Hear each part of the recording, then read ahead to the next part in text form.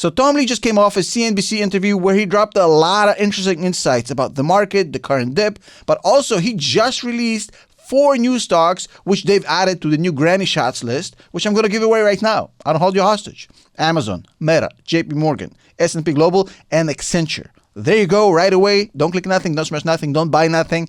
The list is first. I respect your time.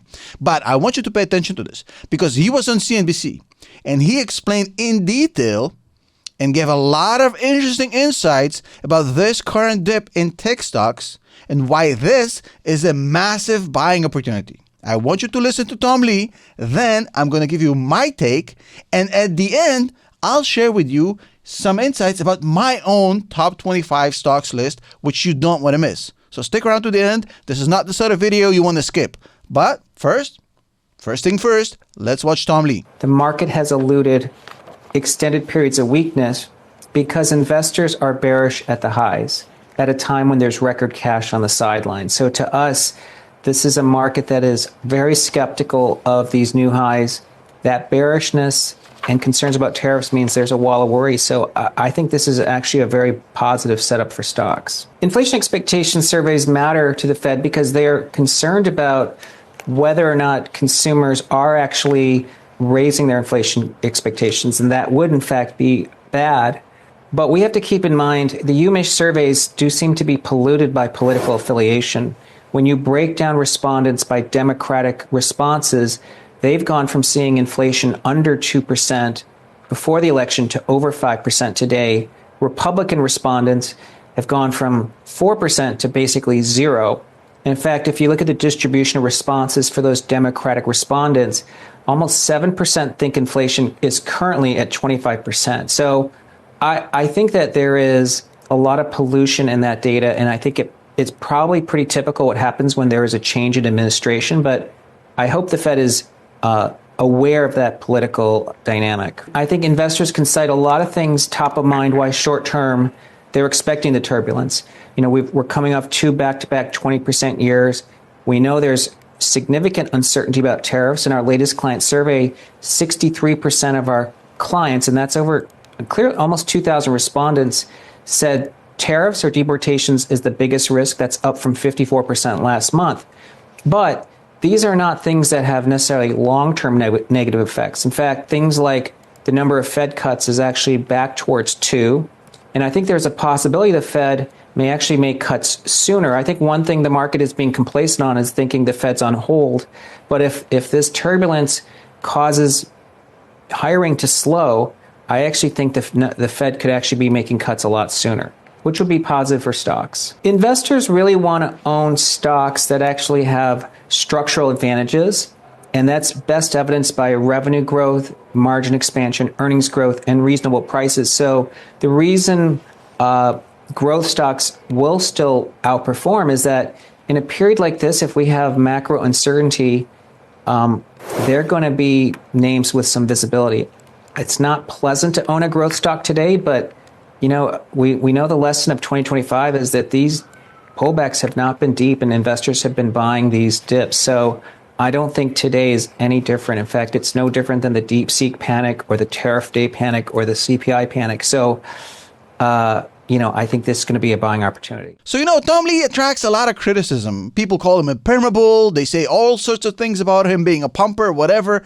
The fact of the matter is that he had a lot of calls right over the past few years, but also he had some wrong. Nobody hits 100%. But what I like about him and why I listen to him is because, number one, he's smart, he's data-driven, and he has high conviction, which he bets on, which I absolutely believe is the right way to be a long-term investor. Now, does his thesis in today's CNBC interview hold up? Well, let's break it down to 4 pieces. Number one, he says that the market's currently experiencing a lot of skepticism. And that skepticism is a good thing for the markets. It almost sounds weird. What are you talking about, Tom? That's counterintuitive. Well, it's not really. Look at the fear and greed index. It says fear. What Warren Buffett told you for years and years and years. When everybody's fearful, I'm greedy. When everybody's greedy, I'm fearful. When the entire market is panicking, when it's afraid, when it's expecting a boom, that's the best time to invest. The opportunities are in the red, in the fear. So the market skepticism is not necessarily a bad thing, although it's also not an automatic guarantee that the market is going to spike, but there is a point to what he's saying here. Another thing he says that inflation fears are essentially overblown. And I get where he's coming with this. He's basically saying that all the surveys are politically skewed. People who voted for Donald Trump see no inflation, and people who voted for the other candidate are terrified that Donald Trump is going to cause inflation. So all of a sudden, from 2 weeks ago to now, their inflation fears have spiked. A lot of this is political. It's not really economic. And I totally understand where he's coming with it. But here's the thing.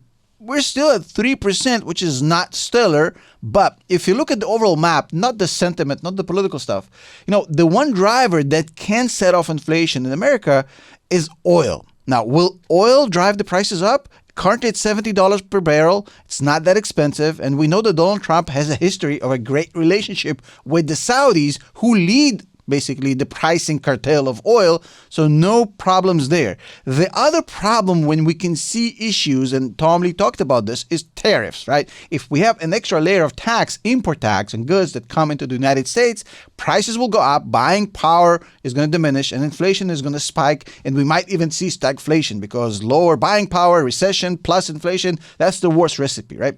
But you have to assume that Donald Trump is not a rational player for you to accept that as reality.